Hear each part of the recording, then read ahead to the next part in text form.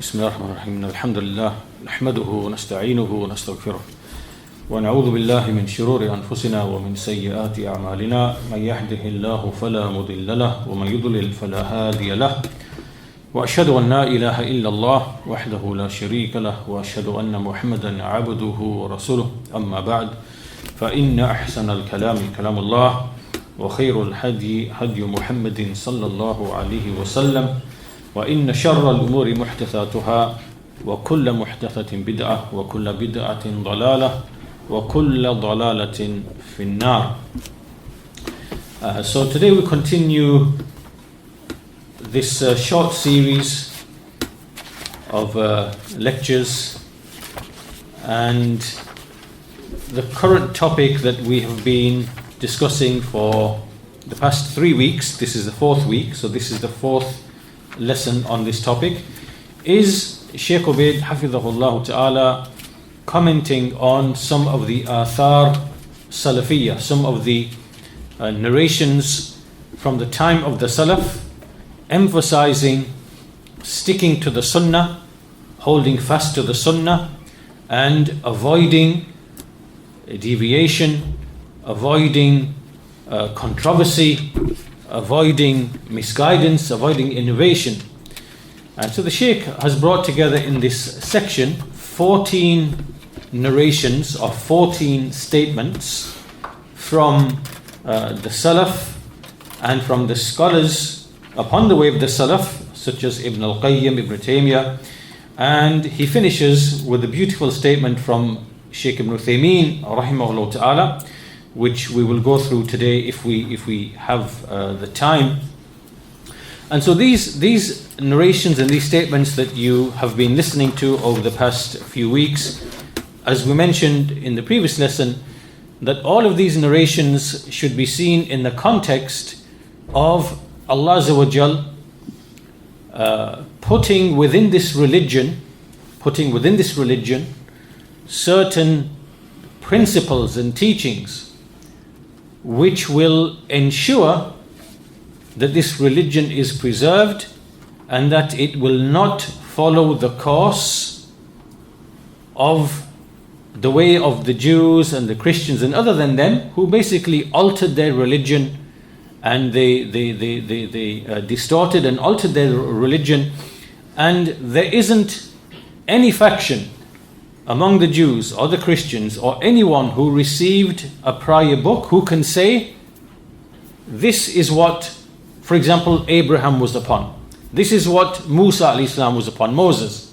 This is what, none of them can actually say that, because they do not have integrity of the text, integrity of the revealed text, nor do they have the integrity of the Prophet's statements that they are following.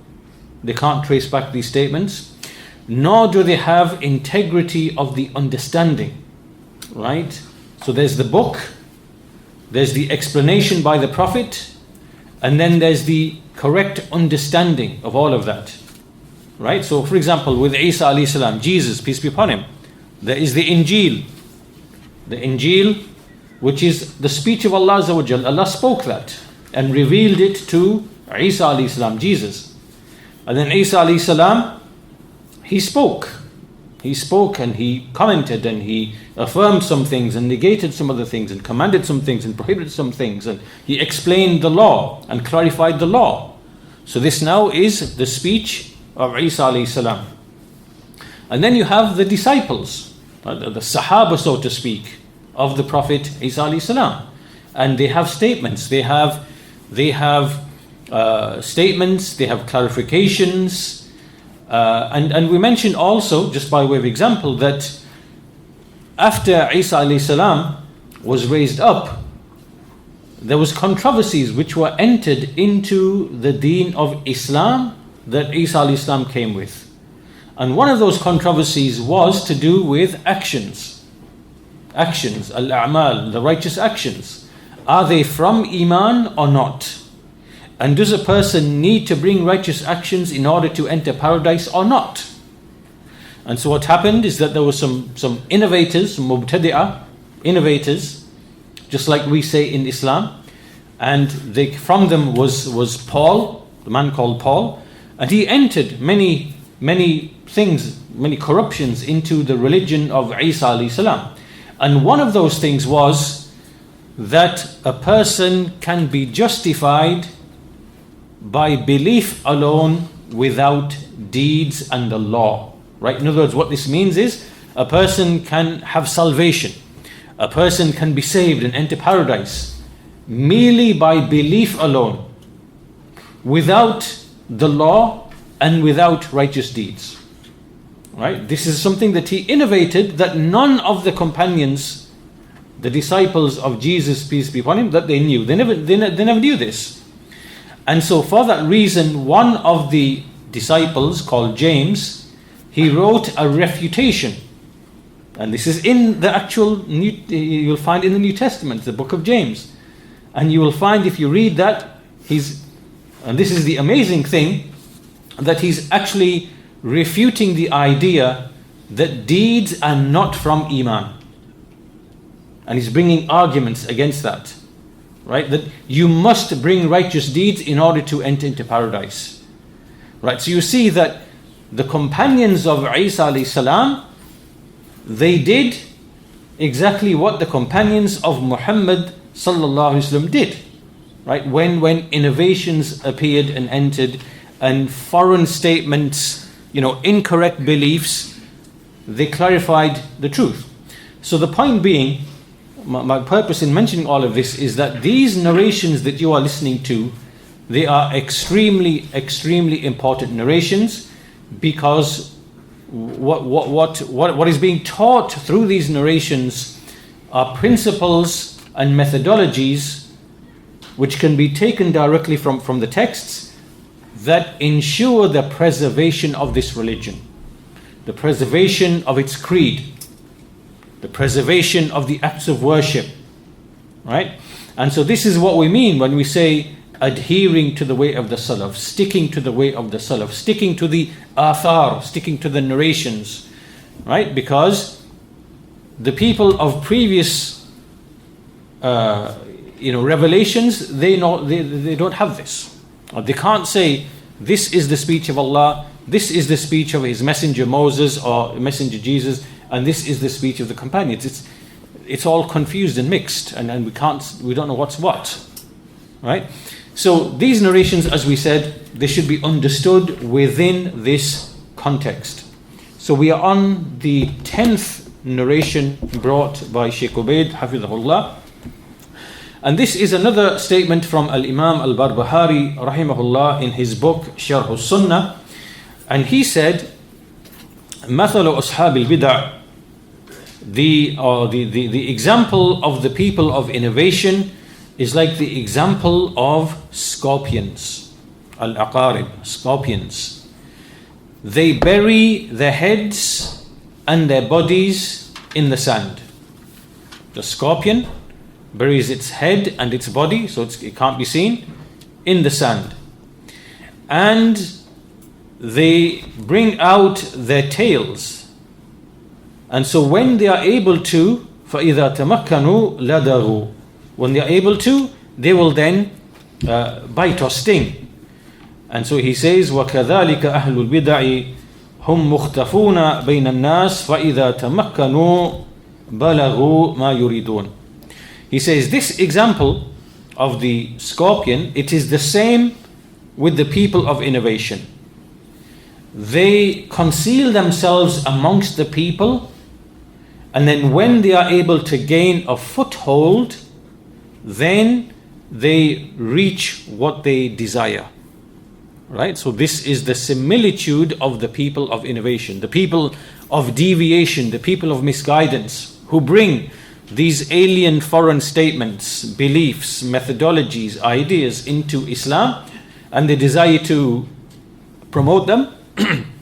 So what they do is that they lie concealed, buried, hidden, obscured, until they become accepted amongst the people, and then they find the opportunity to then spread their poison, to disseminate their poison.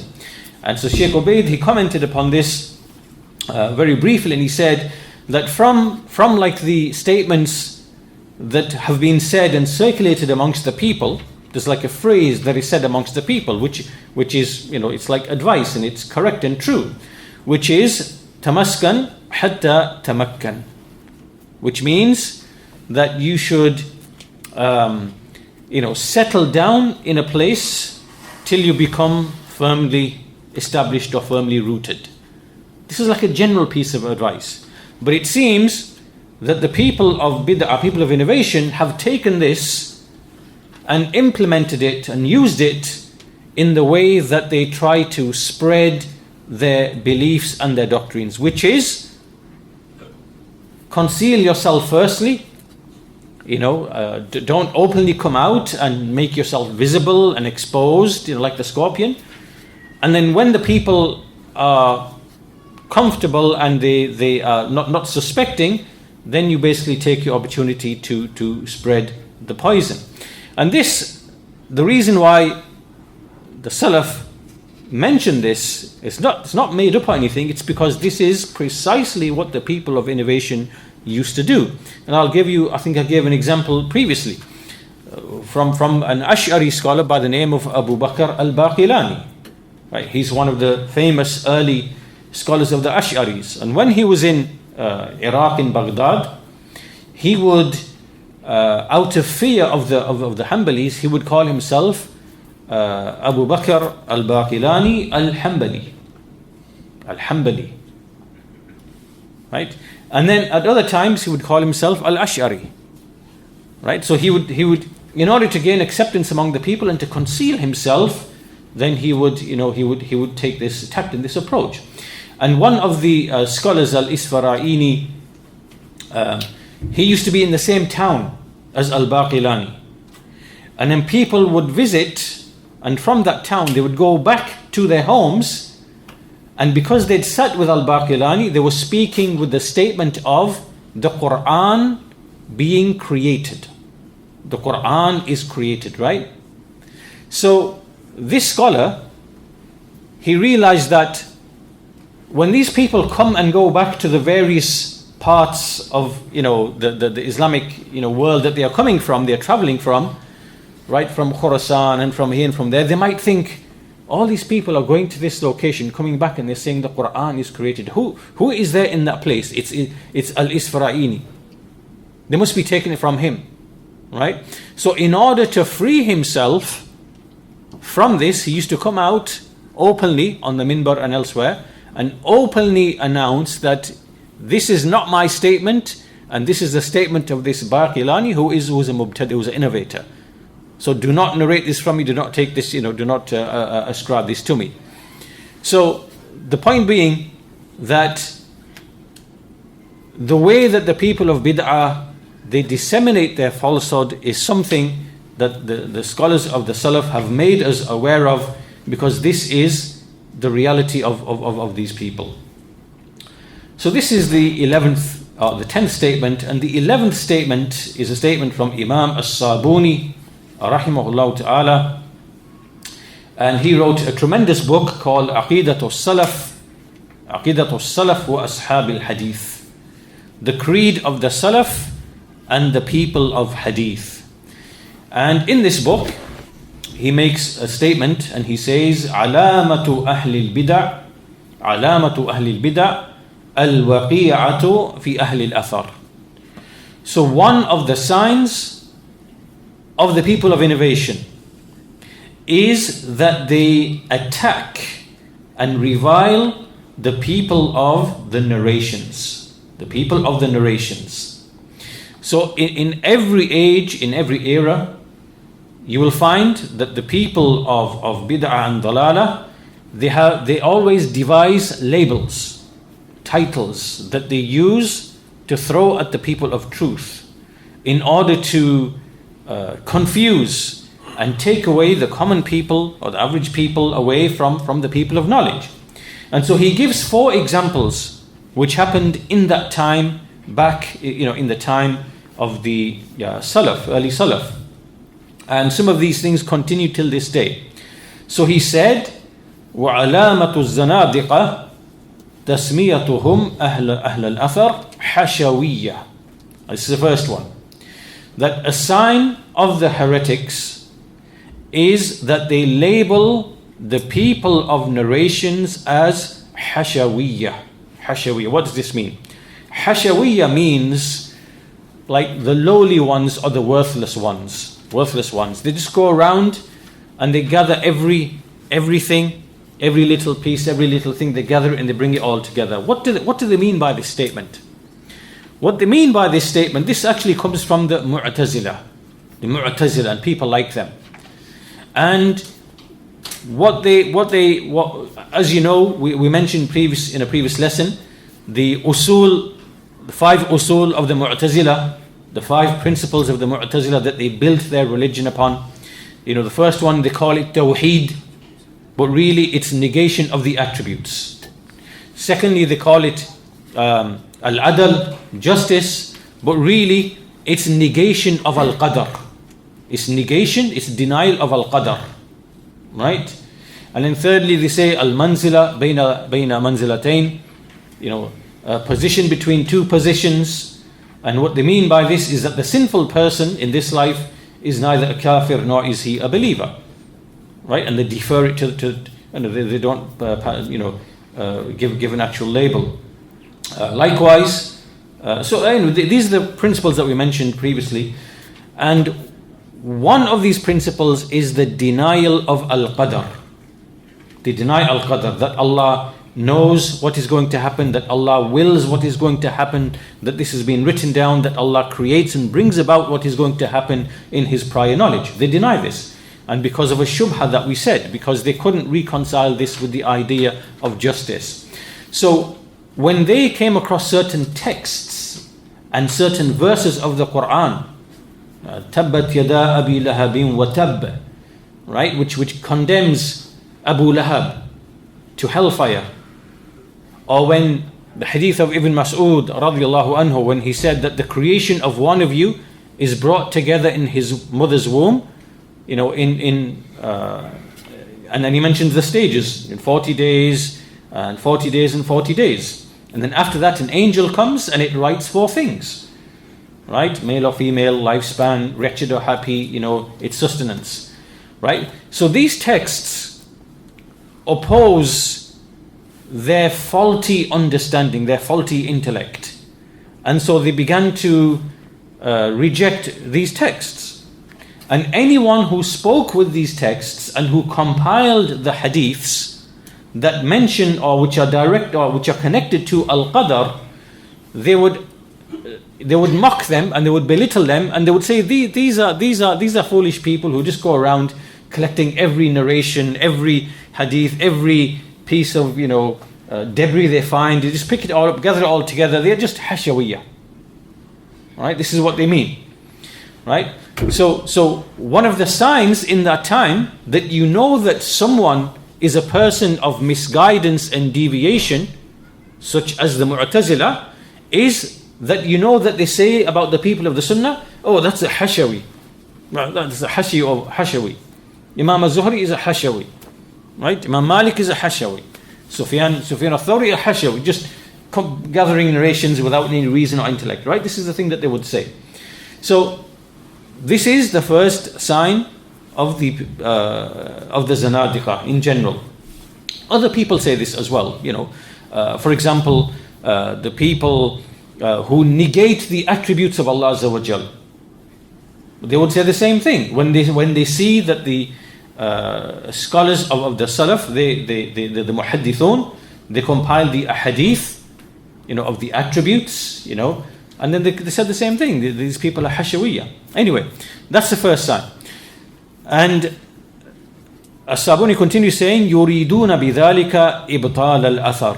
What they intend by that is to nullify the narrations. Right? They want to nullify the narrations. So for example, the Mu'tazila, they want to nullify the hadith of Ibn Mas'ud about Al-Qadr and the creation of you in the womb. They want to nullify it. Right? By accusing the people of being hashawis, of being lowly, worthless individuals. The second example he gives, وَعَلَامَةُ الْقَدَرِيَّةِ تسميتهم أهل سنة مجبرة. A sign of the Qadariyah. The Qadariyah are the ones who deny Al-Qadar. They deny that Allah wills and creates the actions of the servants. Their sign is, what do they say? They say to the people of the Sunnah, you are mujbira, meaning you believe that man is forced to do what he does. But this is false. This is not true. We don't say that. We say Allah is the creator of the actions and man is the doer of his actions. He freely chooses to do his actions. Just because Allah knows what he's going to do and Allah has willed what he's going to do does not mean that man himself has also at the same time freely chosen his action. Right? It's very, very simple. If I had a poison in my hand and I said, here, take this, you have the free choice to take it or not to take it. And you know that if you don't take it, it was by your choice. And if you do take it, it is by your choice. No one forced you to take it, it's by your choice. And you don't say, just like for example you say, well,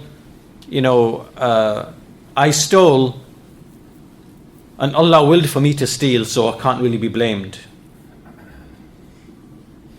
Now we know that's false, because you are not going to basically take the poison and say, well, I'm going to take the poison because Allah willed for me to take the poison, because you know that it's harmful for you. So you're going to take that choice not to take it because of that knowledge. So in the same way, when Allah sent the books, sent the messengers, and they said, this is the right way, this is the wrong way, you also have a free choice. No one is forcing you to choose this way or to that way. You freely choose what you're going to do. Right? So this is what we say as people of the Sunnah. And the Mu'tazila, who are the Qadariyah, they say you are mujbira. You are basically claiming that Allah is forcing people to do their actions. And we are not saying that. Right? There are some people who say that. They are the Jabariyah over there. Jabariyah, the Ash'aris, that's what they are upon. They say a man is effectively, he's forced to do his own actions. He really has no real choice. Right? His body is just like a vehicle through which Allah himself is acting. Right? So it's Allah the one who's really doing the deeds through the bodies, and then he just credits that body for doing the righteous deeds. It's like a credit. It's called kasb. Right? But it's Allah the one who's really doing the deeds through the vehicle of the body. This is a Jabariyah, right? So they are saying that man really doesn't really have any real choice. That's them over there. Right? But because Ahlul Sunnah are in the middle, they are the wasat, they always get accused by the people of falsehood with the opposite of their own innovation, if you know what I mean. So the Qadariyah will call Ahlul Sunnah mujbira. And the Mujbira, the Jabariyah will call Ahlul Sunnah the deniers of Al-Qadr. Right? So Ahlul Sunnah are in the middle in every issue, in the attributes, in Iman, in the issue of Al-Qadr, in the issue of the companions, in the issue of the rulers and behaving with the rulers. There's neither extremism, nor is there neglect. Right? So this is another one of their signs. The third sign that As-Sabuni mentioned, rahimahullah, وعلامة الجهمية تسميتهم أهل السنة مشبهة. So this we are familiar with. Jahmiyyah, Jahm bin Safwan, Ja'd bin Dirham, they came into the Ummah and they brought the language and the philosophy of the Greeks, of Aristotle, of Plato, and the way that Aristotle and Plato spoke about what they claim to be behind the universe, the first cause, the prime mover, the philosophical language, they brought that into Islam. They brought it into Islam. And when they brought that into Islam, and they tried to use that language to prove the universe has a beginning and therefore has a creator, when they wanted to describe this creator using the same words or the same terminology, it clashed and contradicted the Quran. because in the Quran there are names for Allah, attributes for Allah, actions for Allah. So basically they started negating the attributes and the names and attributes of Allah Azza wa Jal. So when they saw that the people of the Sunnah affirm these attributes because they've come in the Quran Sunnah, Allah has knowledge, Allah has hearing, Allah has seeing, Allah becomes pleased, Allah becomes angry, Allah is above His throne, Allah has wisdom, Allah has mercy. They claimed that this is now, you've likened Allah to the creation, you've turned Him into a body, and you are mushabbiha, you are mujassima. This is what the Jahmiyyah say. And these people have never ceased to exist until this day of ours. There are people who say this speech, and so we know from what the Salaf said that anyone who calls the people of Tawheed, the people of Sunnah as mushabbiha, we know that he is a Jahmi. We know automatically what he is upon. And the fourth thing, وَعَلَامَةُ الرَّافِضَةِ تَسْمِيَتُهُمْ أَهْلَ الْأَثَرِ نَابِتَةِ وَنَاصِبَةِ. And a sign of the Rafidah, a sign of the Shia Rafidah, one of their signs is that they call Ahlul Athar Nabita, the fresh ones, the new ones, and the Nasiba, and the Nasiba meaning the ones with partisanship. They have partisanship to Abu Bakr and Umar radiallahu anhuma, and they dislike Ali radiallahu anhu and his family, and this is false. Rather, Ahlul Sunnah do not have any ta'assub or asabiyya to any of the companions. They love all of the companions, and they know that there are amongst the companions who are more virtuous and excellent than others, because this is evident by textual evidence. But they love all of them, and they don't ally with one in opposition to the other, right? So loving Abu Bakr and Umar does not mean enmity to Ali radiallahu anhu. But this is what they say. They say, no, you cannot have allegiance to Ali except with enmity and disavowal of Abu Bakr and Umar and Uthman. And this is false, right? So when these people say Nasiba, Nabita, automatically these are Rafidah. These are from the Rawafid. So Al-Barbahari then says, Kultu wa kullu dhalika asabiyatun. I say that all of this is asabiyya. This is like fanaticism and partisanship. And Ahlul Sunnah wala yulhaqu Ahlul Sunnah are not given except one name, وَهُوَ أَصْحَابُ الْحَدِيثِ, which is that they are the people of hadith.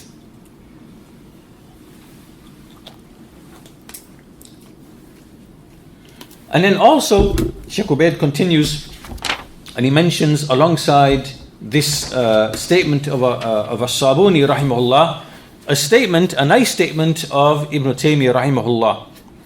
So he says, Ibn Taymiyyah rahimahullah, he says that alongside those who declare Muslims to be disbelievers upon falsehood, there is another group of people, لا يعرفون اعتقاد أهل السنة والجماعة كما يجب أو يعرفون بعده ويجهلون بعده وما عرفوه منه قد لا يبينونه للناس بل يكتمونه ولا ينحون عن البدع المخالفة للكتاب والسنة. So he's saying, he's speaking of two groups of people. One group of people are those who declare other Muslims to be non-Muslims. They declare them to be kuffar, they make takfir of them upon falsehood, bil batil, right, upon falsehood. And he says, alongside these people, there is another group on the other side. And this group, they do not really know what is the creed of Ahlus Sunnati wal Jama'ah. What is the actual creed of Ahlus Sunnah?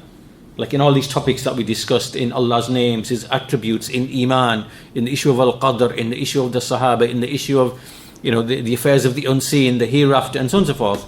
They don't really know they don't know the creed as it should be, as it is obligatory to know this creed. They don't know it. Or they may know some part of it, and they may be ignorant of other parts of it. And that part which they do know, they will not clarify it or explain it to the people. Right? They won't explain the correct creed in those areas which they do know to the people. Rather, the Shaykh says, بَلْ يَكْتُمُونَهُ وَلَا يَنْحَوْنَ عَنِ الْبِدَعِ الْمُخَالِفَةِ لِلْكِتَابِ وَالسُّنَّةِ. Rather, they will actually conceal that knowledge. Conceal the knowledge of the correct creed in those areas where they do have knowledge. And nor will they prohibit from the innovations which oppose the book and the sunnah. وَلَا يَضُمُّونَ أَهْلَ الْبِدَعِ وَيُعَاقِبُونَهُم. Nor will they punish the people of innovation, nor will they criticize them, nor will they punish them. Rather, بَلْ لَعَلَّهُمْ يَضُمُّونَ الْكَلَامِ في السنة وأصول الدين ضمًا مطلقًا. Rather, they may even criticize speech about the sunnah and the foundations of the religion absolutely. Right? And you should be able to start recognizing these people now, because these people exist now as they did back then. These are the people like the Al-Ikhwan Al-Muslimun, Hassan Al-Banna, people like that, and those who follow this methodology, who basically say, every Muslim has the common denominator of saying La ilaha illallah. This is what we should unite around, and everything else, leave it. We can agree to disagree with these things, and we shouldn't speak about these things, and we shouldn't bring these things to the people, and we shouldn't. This is exactly what Shaykh al-Islam is speaking about 700 years back. These people are present now, and they will prohibit speech about the sunnah and the foundations of the religion ضمًا مطلقًا. They will criticize it absolutely. ولا يفرقون فيه ما دل عليه الكتاب والسنة والإجماع وما يقوله أهل البدع والفرقة. And also they will not distinguish between what the book and the sunnah and ijma' indicates and what is said by the people of innovation and splitting. Right? See, the way of the people of the sunnah is very clear. We say this is what the Quran, sunnah and ijma' says. This is it here, it's clear. And this is what is said by the people of bid'ah. We make the truth clear from the falsehood. But these people here, they will not do that. And they'll just leave people in just confusion in these affairs, important affairs of methodology and creed. And then they'll teach things which nobody is going to differ over. Be righteous to your parents. Have good manners. Right? Be generous. Nobody is going to disagree with any of this. The Sufi will tell you this who worships a grave, who calls upon the dead. He will tell you that. The Rafidi will tell you that. The Mu'tazili will tell you that. Nobody's going to disagree with these issues to do with akhlaq and morals and manners and behavior and giving charity and the hira. No one's going to disagree with that. Right? But what distinguishes the people of the Sunnah is they say this is the haqq, the Quran, Sunnah, Ijma', and this opposes it, and that opposes it, and that opposes it, and that opposes it. They make the truth clear from the falsehood. So the Shaykh says they do not distinguish between what the Quran, Sunnah and Ijma' indicate and what the people of innovation and splitting say. أو يقرون الجميع على مذاهبهم المختلفة. Or they will basically affirm, acknowledge everybody upon their differing contradictory schools of thought. They will say everybody is upon the truth. Just like the kuffar say, they will say all religions are the same, they all lead to the same destination. It's just different ways. Right? It's just different ways and everyone is upon the truth. It's what the kuffar say about the adyan. This is batil.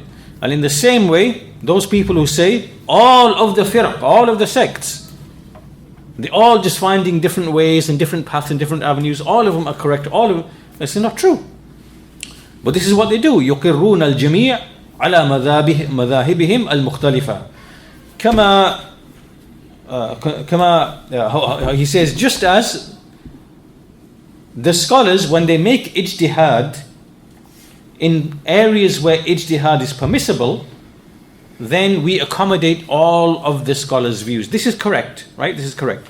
In other words, when there's an issue of ijtihad where there is no text, there's no Quran, there's no Sunnah, there's no ijma', it's permissible for a scholar to come up, from his ijtihad with a view. And another scholar might come up with a different view. Another scholar might come up with a different view, right? So all these views can be accommodated because these are issues of ijtihad in which there is no text and no consensus. So what these people are trying to do, what they're trying to say is that the differences between the groups and parties, the firaq, is exactly the same, right? So the Mu'tazili, the Jahmi, the Ash'ari, the Rafidi, the Sufi, the Ikhwani, the Tablighi, all of these are like the ijtihads that the ulama make in the issues of ijtihad. And this is completely and utterly false, right? This surfaced in the time of Ibn Taymiyyah rahimahullah. And in the 20th century, this we find with the Al-Ikhwan and other groups like that. So he says, وهذه الطريقة قد تغلب على كثير من المرجئة وبعض المتفقهة ومتصوفة ومتفلسفة كما تغلب الأولى على كثير من أهل الأهواء والكلام. He says this methodology, this approach here of basically softness and lenience and accommodating people of falsehood, this has overwhelmed many of the murji'ah, many of those people who expel actions from iman, and many of those people who are the mutafaqqiha, the fuqaha, who try to be from the fuqaha, mutasawwifa from the Sufis, mutafalsifa, those who try to be philosophers. Just like the first approach, meaning the people who make takfir of Muslims in falsehood, that has also overwhelmed many of the people of desires and kalam, and both of these two paths are deviated and they depart from the book and from the sunnah. Now, this is a speech of Shaykh al-Islam Ibn Taymiyyah rahimahullah, and Shaykh Ubayd comments and says the two groups mentioned here by Ibn Taymiyyah, the first group are the takfiriyun. These are the people who go around, they make takfir of the Muslims upon falsehood, without any evidence, without any dalil, and without them even falling into that which is disbelief. And the second group, those who are other than the takfiriyin, who go in the other direction, and basically err on the side of lenience, right? So one side errs on the side of harshness, and the other side errs on the side of lenience. The Shaykh goes on to comment, the Shaykh Ubayd, saying that today we have Al-Ikhwan Al-Muslimin and Jamaat Al-Tabligh and many other groups which are present today, and all of these groups are basically following the teachings of their founders. They take the teachings of their founders and the books of their founders, and they make that to be the criterion. And not the Quran, not the Sunnah, not Ijma', but the ideas, the doctrines, the methodologies that their founders wrote and spoke of. And the Shaykh then goes on to quote a statement from Muhammad bin Sirin rahimahullah ta'ala, one of the great imams and scholars from the early 2nd century after Hijrah, and he said, إن هذا العلم دين فانظروا عمن تأخذون دينكم.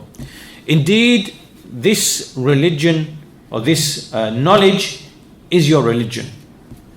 This knowledge is religion. So therefore look at from whom you take your religion. Right? Look at from whom you are taking your religion. The Shaykh says, if you took your religion from a person of the Sunnah, Sahib Sunnah, Alim, Fadil, from a scholar, a person of the Sunnah, a virtuous man, then you have done well. You're correct, and you are upright, and you will be saved from the various avenues of tribulations and misguidance. But if you befriend one who is mubtadi', who's astray, then you will perish. And the Messenger sallallahu alaihi wasallam, he said, "Al-mar'u ala dini khalilihi falyanzur ahadukum man yukhalil." A man is upon the religion of his close friend. So let each one of you look at whom he makes his close friend, at whom he befriends. So this method, the Shaykh says, the warning from the people of deviation, warning from the people of misguidance, there are many, is from the Sunnah. And there are many statements in the Sunnah which prove this, and the Shaykh mentions one of them, which is the hadith of the Messenger of Allah sallallahu alaihi wasallam, سَيَكُونُ فِي آخِرِ أُمَّتِي أُنَاسٌ يُحَدِّثُونَكُمْ بِمَا لَمْ تَسْمَعُوا أَنْتُمْ وَلَا آبَاؤُكُمْ فَإِيَّاكُمْ وَإِيَّاهُمْ. There will be at the end of my ummah people who will narrate to you that which you have never heard of before, nor your forefathers. So beware of them. So take caution from them. And so this is just one hadith out of many hadiths from which this principle of keeping away from and warning against the people of deviation and misguidance, what it is based upon. There are many evidences in this respect. And then the Shaykh mentions a book written by one of his students, Shaykh Khalid bin Zahawi al-Dhufayri, Hafidhahullah Ta'ala, who is one of the Shaykhs from Kuwait. And he has an excellent book called Ijma'ul Ulama ala Hajari Ahli al-Ahwa, the consensus of the scholars upon boycotting the people of innovation. And so the Shaykh refers and alludes to that book because that book compiles all of the actual evidences in that respect. The next text, now we're on the 12th text that the Shaykh brings, and this is the statement of Ibn Taymiyyah rahimahullah. And he said, وَإِنَّمَا الْوَاجِبِ, that which is wajib, obligatory upon this ummah and upon the scholars of this ummah, بَيَانُ مَا بَعَثَ اللَّهُ بِهِ رُسُلَهُ وَأَنزَلَ بِهِ كُتُبَهُ وَتَبْلِيغ مَا جَاءَتْ بِهِ الرُّسُلُ عَنِ اللَّهِ وَالْوَفَاء بِمِيثَاقِ اللَّهِ الَّذِي أَخَذَهُ عَلَى الْعُلَمَاءِ. He says that which is obligatory upon the people of knowledge is for them to explain to the people that which Allah sent His messengers with, and that which He revealed His books with, and to convey what the messengers brought from Allah, and to fulfill the covenant of Allah which He took from the ulama. The covenant of Allah with the ulama is that they will explain the truth and that they will not conceal the truth. This is the covenant with the people of knowledge, and that is what is obligatory upon the people of knowledge. So Ibn Taymiyyah says, فَيَجِبُ أَن يَعْلَمْ مَا جَاءَتْ بِهِ الرُّسُلُ. So it is obligatory upon a person and upon a scholar to know what the messengers came with, and to believe in it, and then to convey it, and then to call to it. فَيَجِبُ أَن يَعْلَمَ مَا جَاءَتْ بِهِ الرُّسُلُ وَيُؤْمِنْ بِهِ وَيُبَلِّغْهُ وَيَدْعُو إِلَيْهِ وَيُجَاهِدْ عَلَيْهِ, and to strive in Allah's path upon this, what the messengers came with, and then to weigh everything that the people dispute in. So every dispute you find amongst the people, every single dispute of statements and of actions, whether in the foundations of the religion to do with belief, or in the furu', in the branches of the religion, whether it is inward or whether it is outward. In all of these issues in which the people have differed, it is obligatory to return and to weigh بِكِتَابِ اللَّهِ وَسُنَّةِ رَسُولِهِ غَيْرْ مُتَّبِئِينَ لِهَوَى. Right? This is what is obligatory upon every person, that he looks at every statement, whether in the usul, the furu', inward, outward, that the people have disputed in, and to weigh it with the Quran and with the Sunnah, without following any desire. Min adatin, right? That's the first thing, adatin. You could have a habitual custom in your land, right? And you can't put that custom over and above what has come in the Quran and the Sunnah. You can't make the custom to be the scales of balance. So he said, min adatin, aw madhhabin. Or you might have a school of doctrine in your land where you come from. Right? They might be upon a particular belief. As we see today, if you go in certain lands, overwhelmingly, they have a certain doctrine. There are Rawafid in certain places, Zaydiyya in Yemen, Ibadiyya in Oman. You have, everywhere you go, there's particular doctrines. So your madhab in your land is not the criterion. It's not that which weighs the truth and falsehood. The truth and falsehood is the Quran and the Sunnah. Right? So Ibn Taymiyyah says that you must not follow the hawa min adatin aw madhhabin aw tariqatin, or a tariqah. Right? So again, you might have a tariqah that you follow, alluding here to maybe some Sufi path or something like this. That also is following hawa, because that's not the criterion. Aw ri'asatin, or even leadership, political leadership. You can't put political leadership ahead. You can't make that to be that which weighs the truth and falsehood. Right? Like you see nowadays, there are attempts, for example, to justify singing and music and so on and so forth, and the claim that these things can be decided or the final verdict can be given by the ruler or the government. No. Right? The ri'asa, the leadership, is not that which weighs the truth and falsehood. It is the Quran and the Sunnah. Aw salafin, meaning your ancestors. You use your ancestors as the gauge, as that which weighs. Right? So none of these, adatin, aw madhhabin, aw tariqatin, aw ri'asatin, aw salafin, none of this is what weighs the truth and falsehood. Right? And a believer is not allowed to use he's not allowed to fall back upon any of these five things when he looks into the disputes that happen amongst the people.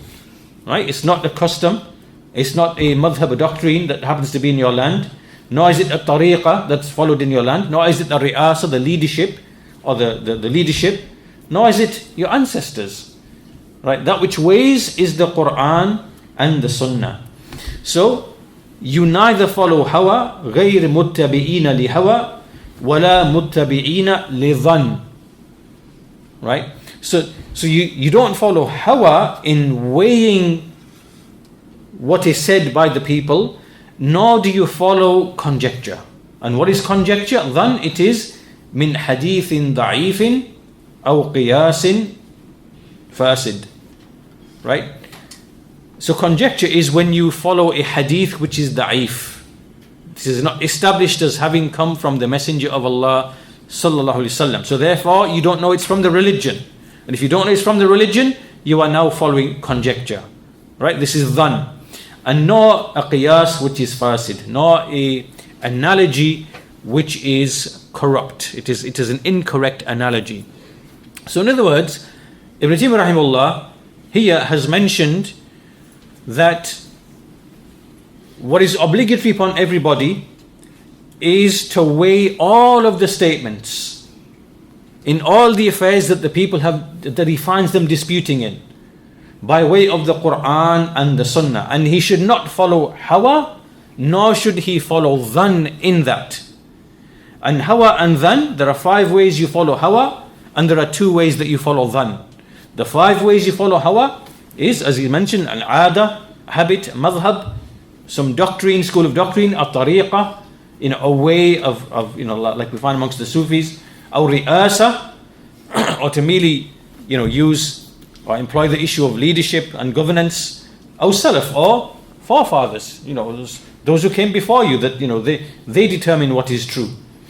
And nor dhan, which is either a hadith da'if or an analogy, a qiyas, which is fasid, which is corrupt. So the Shaykh comments upon this statement of Shaykh al-Islam Ibn Taymiyyah rahimahullah, and he says, this call from Shaykh al-Islam establishes or emphasizes the obligation to hold fast to the Sunnah and to leave and abandon what is other than it. And also within this statement here, also is refutation of the people of innovation as well. Right. The Shaykh now makes an important point here, which is that there are some people, وَالْيَوْمِ بَعْضُ مَنْ يَنْتَسِبُ إِلَى الْعِلْمِ يَغْضَبْ إذا رُدَّ على من يحبه وكأنه يرى أن هذا تبديع. The Shaykh says, today there are some people who ascribe to knowledge and they become angry when someone that they love is refuted for a mistake that he makes. And it is as if he claims or he sees that this is tabdi'. This is you're accusing this person of being an innovator. And this is not true. Right? Just because someone is criticized or refuted does not mean that this is automatic tabdi' of that individual.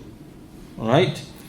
The Shaykh says, a knowledge-based refutation built upon the Quran and the Sunnah and the statements of the leading scholars and the Salaf, unfortunately there are people who see this to be tabdi', who see this to be declaring someone to be an innovator. This is not true.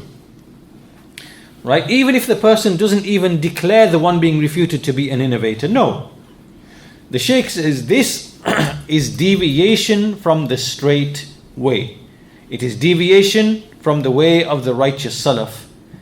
Because a refutation which is built upon evidence, this is from the most important foundations of the people of the Sunnah. And so they refute every mukhalif, everyone who opposes, even if it's from amongst themselves.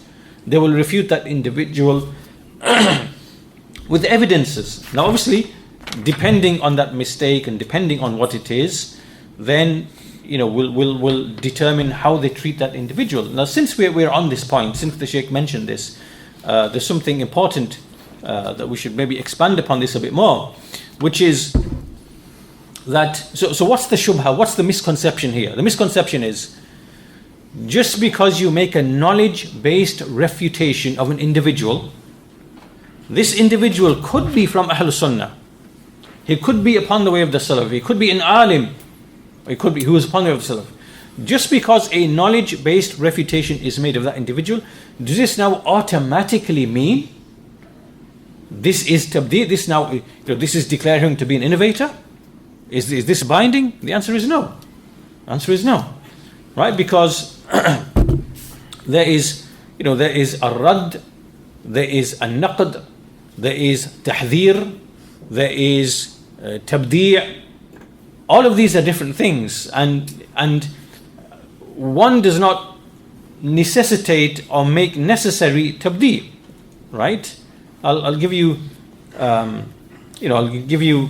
an illustration, which is that sometimes you know that you have to warn from an individual because of a specific issue or a specific qadiyya. And I'll give you one well-known example from among the scholars. Shaykh Ibn Uthaymeen rahimahullah ta'ala, he many decades back, and before he passed away rahimahullah, a long while before that, he wrote something and he said about the ma'iyah of Allah. The ma'iyah of Allah. That Allah, He's with you. Right? He said it is dhatiyah. Right? In one of his writings. And so another scholar, Shaykh Hamoud al-Tuwaiji rahimahullah ta'ala, he wrote an entire book refuting Shaykh Ibn Uthaymeen rahimahullah on that statement. And Shaykh Ibn Baz rahimahullah, he read that book and he praised and supported that book. And then Shaykh Ibn Uthaymeen himself rahimahullah, against his own self, supported and aided that book as well, meaning which is a refutation of his own mistake. Right. So just because you correct an error that has been made, does this automatically necessitate tabdi'? Of course not. Right? Because everyone and anyone can make a mistake. But a person of the Sunnah will take back that mistake. Right? Because they desire only the Sunnah, and because they slipped or they erred or they misunderstood or it was the slip of the tongue or whatever it might be, then they come back. So meaning that there are many scenarios in situations where an individual who is from the people of the Sunnah or among the people of the Sunnah in an issue, a mas'ala, a qadiyya, issue, whatever, he may be criticized for that. It could be a knowledge-based issue he's erred in.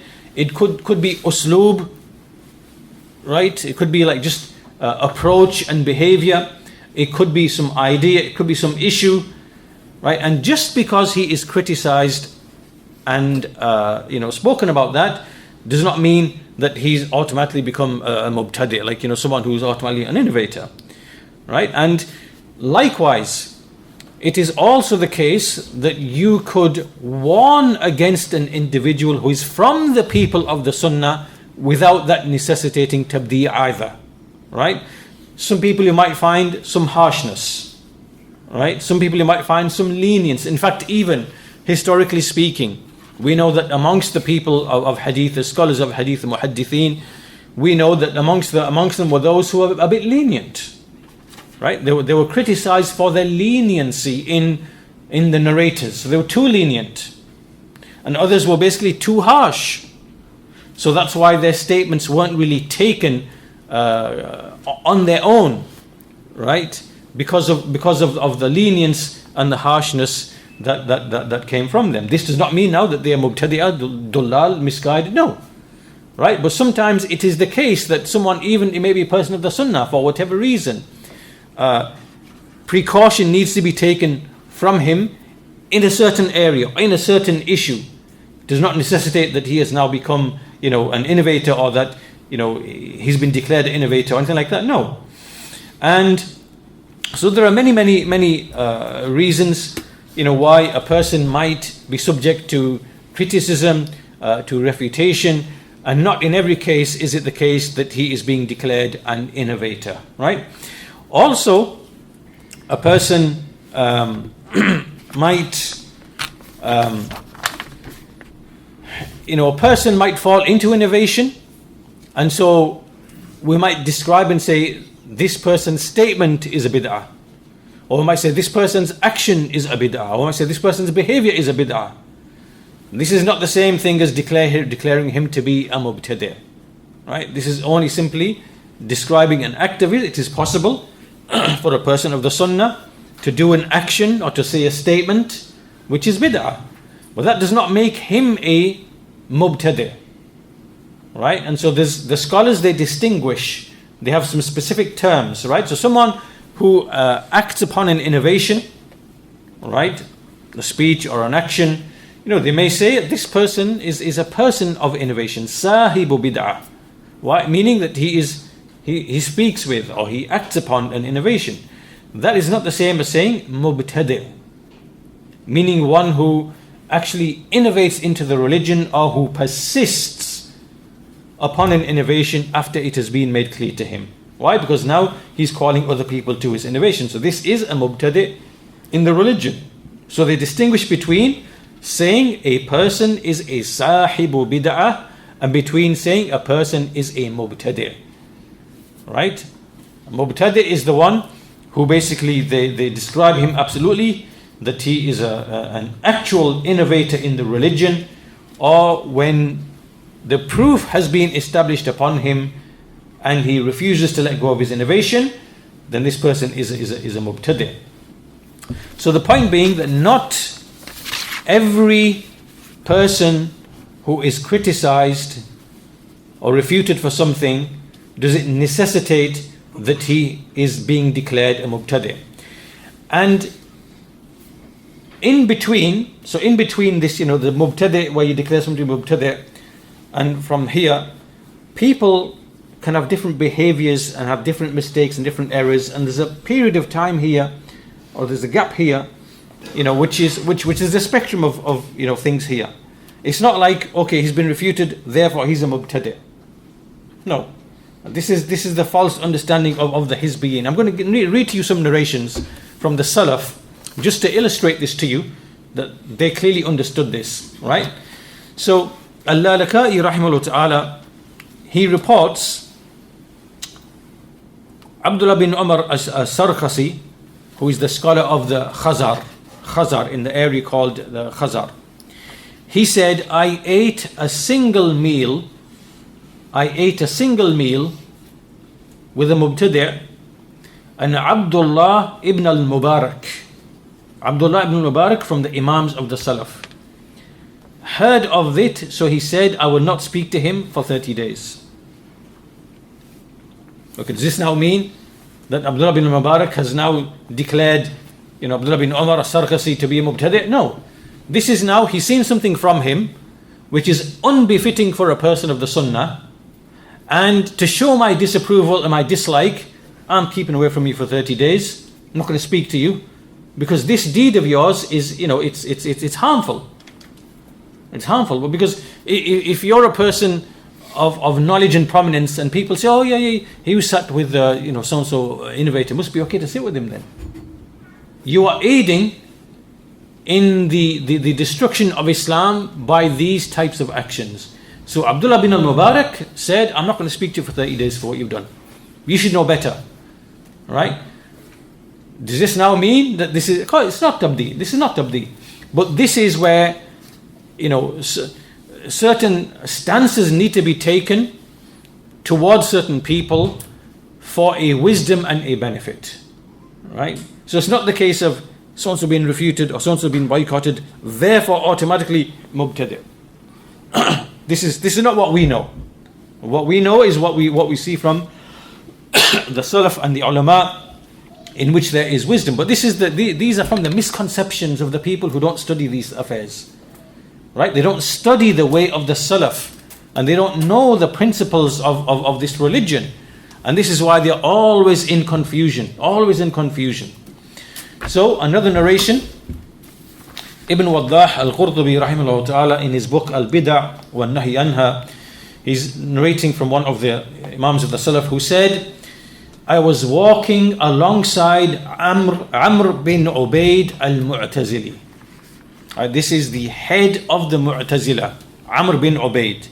He's in the early 2nd century, right, in the time of Ibn Sirin and that era. And he said, I was walking alongside Amr bin Ubayd al-Mu'tazili, and Ibn Awn saw me. Ibn Awn, from the Imams of the Salaf. Then he turned away from me for 2 months. Right, so he saw him walking with the head of the Mu'tazila, Amr bin Ubayd al-Mu'tazili. Remember, in that time, they hadn't fully developed the full Mu'tazili doctrine in that early period, right? Later on, when their later scholars, Al-Qadi Abdul Jabbar and many others, and they wrote books, they outlined, Al-Usul, the 5 principles in their religion. But early on, this wasn't really known, right? And it wasn't as clear and apparent. It was known that they were making certain statements of misguidance in Al-Qadr and speaking ill of the Muhaddithin and things like that. So Ibn Awn saw me, then he turned away from me for 2 months. Why is this? Because there's something of behavior, something of lenience, something of opposition to what we find in the texts of the Quran and the Sunnah that he fell into. So he was boycotted for 2 months. Not in the sense that you are a misguided, deviant innovator, no. But in the sense that this is some discipline that you need, right, for doing something like this, because it is bringing deception and harm, deception for the common Muslim, and harm upon the religion, your behavior. Right? Another narration, Ibn Abi Hatim, who narrates from Abdul Aziz al-Uwaisi, who said, when Ismail bin Abi Uwais went out towards Hussein bin Abdullah bin Dama'ira, and this reached Imam Malik. It's Imam Malik now. In other words, Ismail bin Abi Uwais went out to a particular individual, and this reached Imam Malik, and so Imam Malik, he boycotted him for 40 days because Malik was not pleased with him. Not pleased with him for sitting with this person of, whatever deviation he had. This is the way of the people of knowledge back in those times, right? And this is in relation to people of the Sunnah. This does not necessitate now that they've become mubtadi'. No. It doesn't mean that we declare, no. But it shows that it's not the case of just because you make a rad, or you make a naqd, a criticism, or you make a tahdhir even, that you warn, right, from a trait or a behavior or a statement or a position, that a person of the sunnah has, does not mean that this now means tabdiya. Automatically this is now no, doesn't mean that at all. And Abu Ja'far Muhammad bin al-Hasan bin Harun al-Mawsili said, I asked Abu Abdullah Ahmad bin Hanbal, I am from the people of Mosul, and the majority of those in our town are Jahmiyyah. And the affair of Al-Karabisi, who said, my recitation of the Quran is created, has appeared there.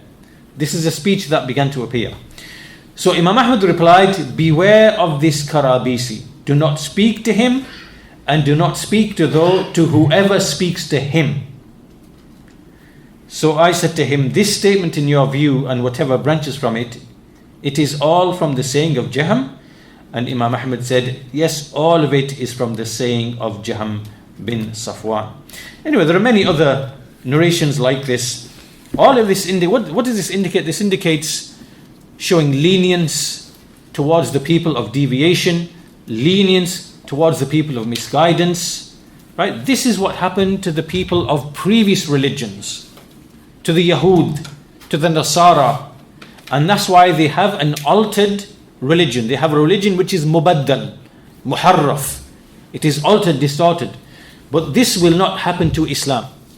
And it will not happen to Islam precisely because of this methodology that we find of the Ahl Hadith, of the people of Athar, of the people who follow the way of the Salaf, because all of these things that we are discussing, they are part and parcel of the preservation of the sound creed, the sound methodology, and correct principles. Now, so once we understand all of this, it should be clear now that there can be from time to time certain people who ascribe to the Sunnah, who may be from the Sunnah, they may be scholars, they may have knowledge and fiqh and so on and so forth, but they fall into certain things. They do not take or hold the right position against certain individuals, or they might have some ta'assub, they might have some hawa, they might have or some other affiliation or relationship, right? Because someone is an associate or a companion. And there are many examples from recent history. For example, the Mubtadi', Ikhwani Mubtadi' by the name of Abu Hasan al-Ma'ribi, an Egyptian, used to be takfiri with Ikhwan al-Muslimin. He went to Yemen, studied for a short while, paid a few visits to Shaykh al-Bani rahimahullah ta'ala, became well known. And really he was just a concealed Ikhwani who was waiting for the major scholars to die, right? Shaykh al-Bani, Shaykh bin Baz, Shaykh ibn Uthaymeen rahimahullah, Shaykh Muqbil. When they all passed away, 1999, 2000, 2001, this man came out openly with his revolution and started bringing all of these they're not new principles, but they reformulated principles, which are the same principles of the Ikhwan, right? And he began to try to spread them amongst the people of the Sunnah. And so the scholars refuted him, exposed him, demolished all of his false principles and arguments. And so when that becomes clear, it is obligatory upon everyone to follow suit, right? And to hold the correct position towards this innovator, right? Once the hujjah is established, you don't have an excuse anymore not to take the correct position towards this individual. But then some other people came along, because he was a friend of theirs, an associate of theirs, and said, oh no, we're still advising him. Even though his affair becomes absolutely clear. You have no excuse now, right? You have to follow the truth. It's not, like we said, you don't follow hawa. It's not an aada. It's not a tariqa or ri'asa or madhab or whatever, or companionship or associate. There's nothing like that. You have to follow the truth. So there were other people who came after who were not willing to let go of this innovator. Al-Halabi, Usama al-Qusi, Salim al-Hilali, all of these, this is where they went astray as well, partly on this issue, because they could not let go of this individual al-Ma'ribi. And eventually, some of them started speaking even with the very same principles as him, right? So the point being, there can be circumstances and situations where a person of knowledge who or is known for knowledge, he may be cautioned against, he may be warned against. It may be said that you avoid his gatherings, you avoid his lectures, you avoid whatever, because there are some actions that we've seen from him which warrant caution, right? And an example of this, like a more recent example of this, is the example of Muhammad bin Hadi, who's a scholar from Medina, and unfortunately he fell into some evil conduct and evil ways. In a masjid in Medina, he accused a brother of committing adultery and fornication, which was a false slander, and he started attacking students of knowledge and giving them labels, and basically it's like harshness, right, without any evidence, without any dalil. And eventually the issue got taken to court, and he was convicted by the court that he was guilty of that, for which there is a well-known punishment. And he was refuted also by the scholars, Shaykh Rabi and others, who exposed his exaggeration, his injustice, and not having any evidence for what he says and whatever. And his affair became very, very clear, right? He actually also caused many, many splits in the Muslim world. He caused splits in Algeria. He caused splits in, across Europe, everywhere. Even in the UK, he caused splits. Right? His affair became absolutely clear with evidences. Now, once that happens, you have to now follow the truth. You can't now start siding with him and defending him and making excuses for him, right? Because when a person does that, it means now you don't value the truth anymore, and you yourself now become suspect, right? And so this is why we say, why we warn, why we follow the way of the scholars. When we say, for example, when so-and-so comes to your land, don't go and visit don't attend his lectures, don't visit his conference, don't whatever, because there's something in the behavior of this individual that requires caution. We don't know where he's going to go, which direction he's going to go, right? That's why you've seen warnings from Shaykh Rabi, and you've seen warnings from others that we don't attend the gatherings and the places of Shaykh Sulaiman al-Ruhaili, because he is a man who is defending Muhammad bin Hadi upon batil, upon falsehood. And when a man does that, and he doesn't follow the evidences, and he makes excuses for that which is clear, plain falsehood, then caution is to be taken, right? We're not saying tabdi, mubtadi, no one's saying that at all, and this would be a lie if anyone said that, right? And anyone who says that, it's basically his own misconception, because he doesn't understand what we are discussing today, where sometimes there can be a statement or an action or a behavior or a position taken by someone who ascribes to the sunnah, who is known by the people to be upon the sunnah, but we see in his behavior certain things where he's not conforming and not valuing the truth, whether it is with Muhammad bin Hadi most recently, or whether it is with Ibrahim al-Ruhaili, who is his cousin, because he was also refuted for many of his false principles which he brought, right? And he was refuted by the scholars for that. He never took a true position in that issue either. So when you see a man not taking the correct positions in these issues that affect the Salafi methodology and the effect which affects unity, then this is an area of caution, right? And you've already heard the statements I've read to you from the likes of Imam Malik and from Ibn al-Mubarak and other than them. This is how they used to be towards a person who from whom you see actions, behaviors, positions, statements that are not praiseworthy and that are not upon the truth or for the truth, right? So inshallah you should understand these affairs, and this will remove the confusion. It does not mean that just because a criticism is made of an individual, or refutation is made of an individual, or even a warning is made from an individual, that this now automatically means that we've made tabdi'. But no, even that the Messenger of Allah said to Mu'adh radiallahu anhu, because he was leading the prayer with some people, and he was making the prayer to be very long, and he was causing hardship upon some people. So the Messenger said, "Afattan anta ya Mu'adh? Are you a fattan, O Mu'adh?" This is because of a deed that's not praiseworthy. Don't cause burden and hardship upon the people. Keep the prayer short. And the son of Abdullah bin Umar, he said, we're going to prevent the women from going to the mosque. And Abdullah bin Umar said, well, the messenger said, do not prevent the female servants of Allah from going to the mosque. And he said, no, Allah, I'm going to prevent them. So he never spoke to him again after that. Right? Sometimes when you see opposition from an individual, from a person, from whatever, then certain action is warranted.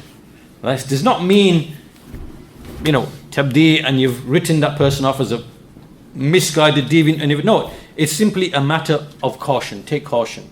Right? And in caution, there is safety. As the scholars say that in taking caution, there is safety. Let's take caution.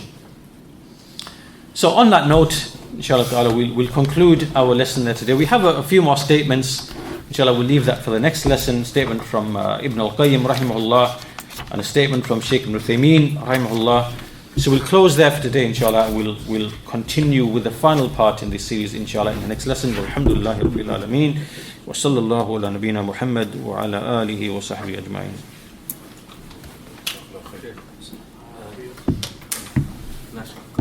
Inshallah. A lot of the Muslims these days listen to people like Jordan Peterson. This is sorry? To people like Jordan Peterson.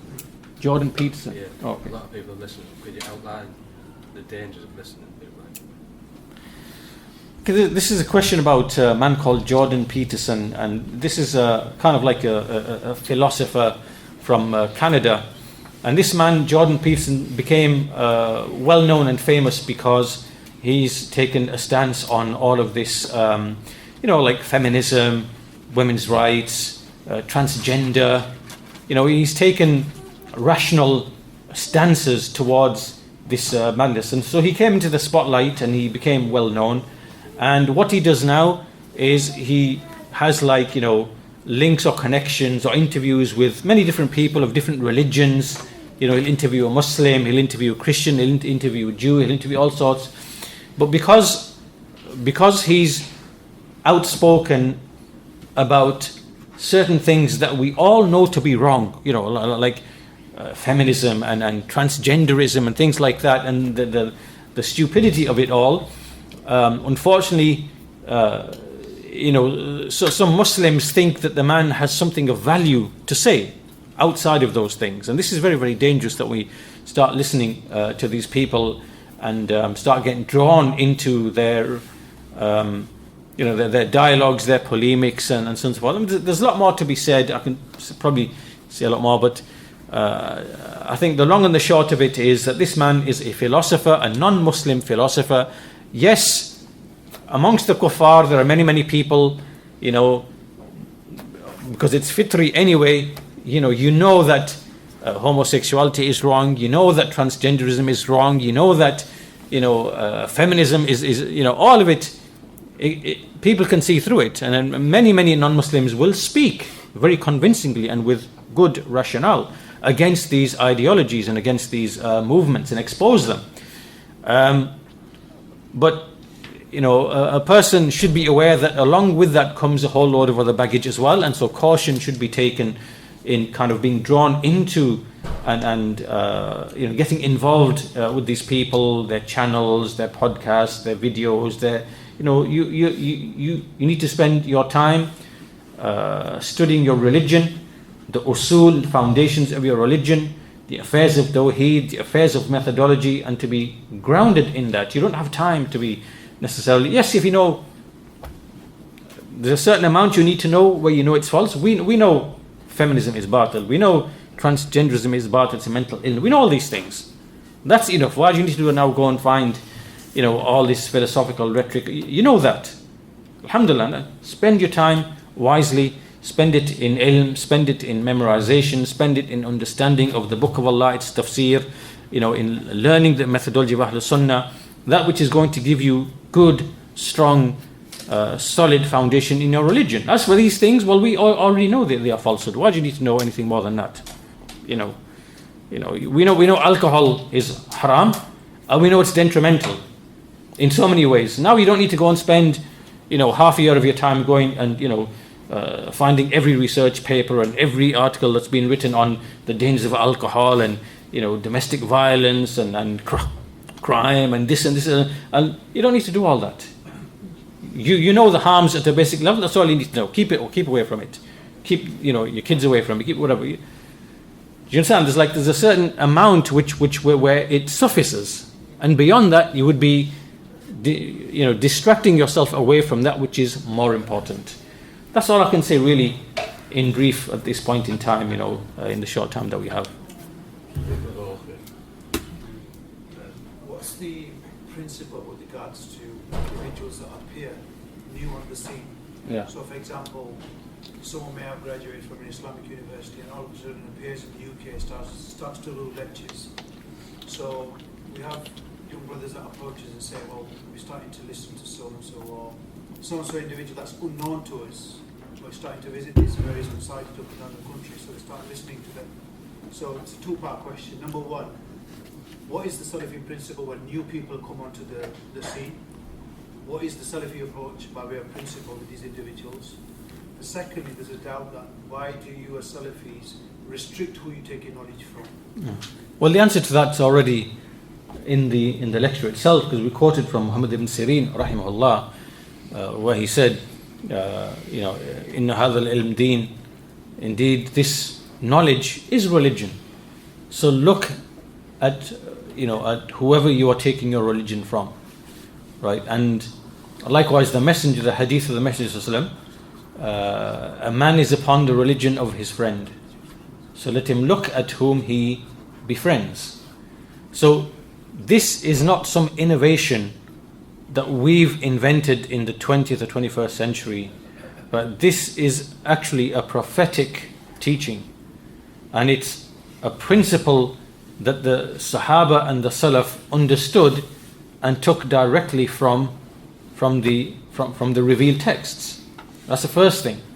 So the issue of looking at who you're taking knowledge from, exactly as you said, there are many people appearing. We don't know anything about their background, what they're upon, who they befriend, and sometimes even like you saw the statement from Al-Barbahari, many people, they wait for a very long time, they mix, mingle, lie low, wait for the opportunity when they've got followers and people attached to them, then they will start coming out with what they really want to come out with, right? Even the examples I've given you earlier on, Al-Ma'ribi, for example, I gave that example. He's a person, he's come, he's turned up in Yemen, right? He's acquired some knowledge there, then he's, done a few tapes, cassettes, recorded with Shaykh Albani rahimahullah, and then these get distributed, he's refuted a few things here and there. And then once he's got that acceptance, he's just waiting and lying low for the right time to put out his poison, which is what he started doing after 2001, 2002, Yet before that, he was taken to be a really strong, high-powered student of knowledge and whatever.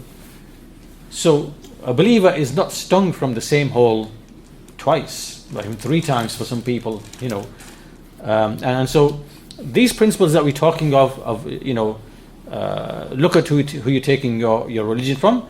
You should know, who they are, what their history is, what's the history of their da'wah, what they call to, what do they have in terms of clarification. You look at all these things. You ask around, you ask people. There's nothing wrong with this in terms of seeking religion, because this religion, this knowledge, makes up your religion. So just in the same way as, for example, if for marriage, you want to get someone married, you would investigate what is this person like, what's his background, what's his behavior, who does he mix with, who's this, whatever, because you want the best for your son or for your daughter, right? And the same with trade and business. You want to do trade and business with somebody, right? How do you is this person reliable? Is he trustworthy? Who has he done business with before? You're going to do all those things. Why then, when it comes to religion, you think, oh no, everybody and anybody who comes to me with anything, yes, I'll take, opens Tablighi Nisab and opens this with anything. why are you going to, you don't do that. You want to know who this person is, who his background is, who he's mixing with, who he took knowledge from, who he visits, who he sits with, who he goes and befriends, whatever, till you know exactly what this individual is upon. And this behavior, or this is not, like I said, it's not bid'ah. This is something that the Salaf themselves, used to do. If I can find some narrations, and you can test people in certain ways. It's not totally prohibited.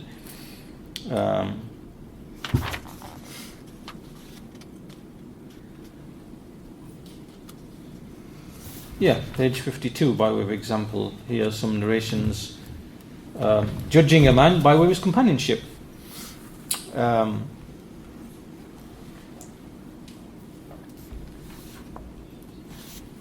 First of all, the hadith of the Messenger of Allah, Al-mar'u ala dini khalilihi falyanzur ahadukum man yukhalil. We mentioned that already. A man is upon the religion of his friend, let him look at whom he befriends. And Ibn Mas'ud, he said, weigh the people or consider the people by their associates. A Muslim follows a Muslim, and a fajir follows a fajir. A sinful person follows a sinful person. And he also said, indeed, a man only walks with and accompanies the one whom he loves, or the one who is similar to him. And Abu Darda said, from the fiqh, from the understanding of a man, is whom he walks with, whom he visits and enters upon, and whom he sits with. That's from the fiqh of a man to know this. Who shall I sit with and not sit with? Who shall I walk with, not walk with? Who shall I visit, not visit? This is from the fiqh of a man to know this. And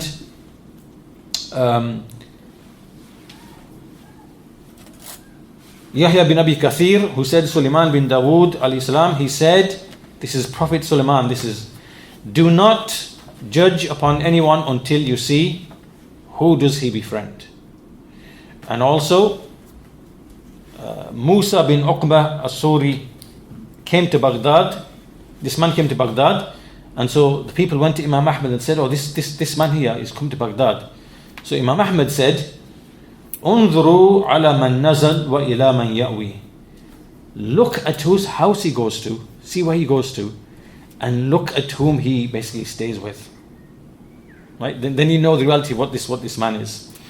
And there are many narrations. Man satara anna bid'atah lam tukhfa alayna ulfatah. The one who conceals his innovation from us will not be able to conceal his friendship from us. Al-Awza'i. Many statements. The point being that you can know the reality of what a person is upon by way of his friendship, by way of his allegiances, by way of his attitude and position to those who are already known and established with a history of calling to the Sunnah, and who are known by the ulama, and who have a clear history. There's no dubiosity. Okay, this one, that one, that we know that they are the people of Sunnah Salafiyah in this land and in that land and that, and you know very clearly, right? See how they are towards them. This also is from the way of the Salaf as well, right? What is your position? What is your attitude? What is your statement towards the people of the Sunnah in the land, the well-known, established people of the Sunnah, right? So to cut a long, answer short, a person has to follow this advice and look at whom they are taking their knowledge from. And anyone who comes new, you should give them time, and see what their reality is. You see many people coming and going. You see these people. This, what's his name? Abu Taymiyyah al-Jilani. Man was a grave worshipper 5-6 years ago in Yemen somewhere. Probably on his early 20s. Now he's ended up in Medina. Now he's out there doing, this is the fitna of social media and YouTube, because it allows everyone to pretend that he's a scholar and that he's and they throw themselves upon the people, and the people, and they do it by way of, we'll teach you this book, and we'll teach you that book, and we'll teach you this book, we'll give you a course, and you'll this, and you'll learn this, and we'll give you a certificate, people like those things, right? And then they'll fall for that, and they don't know anything about the background of this individual. What does he even know? So this is the great, like you said, this is the great danger of the modern era, that so many people thrust themselves upon other people, and the average person gets confused. So basically, the short answer is, look at those who have precedence. Look at those who the scholars are known to the scholars and have been spoken of favorably by the scholars. Look at the history. Look at the dawah. Look at always look at who is bringing clarity. Right. That's why in history, why do you always hear the name of Imam Ahmad? Right. The names of the scholars you hear, they weren't the only scholars. There were thousands and thousands of scholars amongst the Muslims, good scholars. But why do you only hear Imam Ahmad, Imam Malik, Muhammad ibn Sirin, Abu Ubayd Al Qasim bin Sallam? Why do you hear certain names that we always mention, Sufyan al-Thawri? Why do you always hear? Well, because these are the scholars who actually clarified the Sunnah and refuted Bid'ah. Because they're the ones who said, this is the path here, this is the path here, this is the path here. Right? They stood and they clarified what the path is. As a result of which, those who came after, they knew what the path is. That's why their names are always mentioned. That's why we hear Ibn al-Qayyim, Ibn Taymiyyah, right? Because they clarified. That's why their names have been made lofty, because they are constantly mentioned, right? But there are thousands of other scholars, very righteous, God-fearing scholars with knowledge, in hadith, whatever, but they didn't have the effort and the juhud that these scholars had in actually clarifying the Sunnah and exposing bid'ah so that the deen of Allah can remain intact. That's why they are remembered and mentioned. Right? So in the same way, if you want to know in any place, any location, who is upon the truth, you say, okay, I want to know in this land who's clarifying the misguidance of the Rafidah. Let's see your writings and works on Rafidah, Sufiya, Takfiris, Ash'aris, whatever. Who are the ones who are clarifying this? Where are these people? Right? You ask these questions so you know who are the people of the Sunnah, not just in claim, but in actual practicality as well. Right? And you see people, unfortunately, they claim to be Salafi, they claim to be on the Sunnah, and never ever do they speak in a single trial or tribulation to support the truth, like Adnan Arur, Al-Ma'rabi, Al-Halabi, Al-Ramadani, Al-Hajuri, totally silent, don't have anything to say. And the first time they find an opportunity, to attack the people who have made those clarifications, they'll find the opportunity to attack, and you don't find any speech from them about anyone else. Right? You see these things and you can see, hang on, there's something not right here. Do you understand? Right? So there's many ways and avenues, but in general, a person should be cautious in rushing to take knowledge from someone who he doesn't really know anything about. And you should stick to people who have a long, the people in this country who have a long history, Abu Talha rahimahullah, Abu Hakim, Abu Khatija, there's Abu Idris, Abdul Ilah, Uwais al-Tawil, Hassan al-Somali, and others, they have a history going back to the 90s, right? And their affair is known, and they are known to the scholars, right? So go to them and ask them, what do you know of this person? What do you know of that person? What do you know of this person? And they will advise you, right? But stick to those who are actually well known, in your land, and you will be safe in your religion, inshallah ta'ala.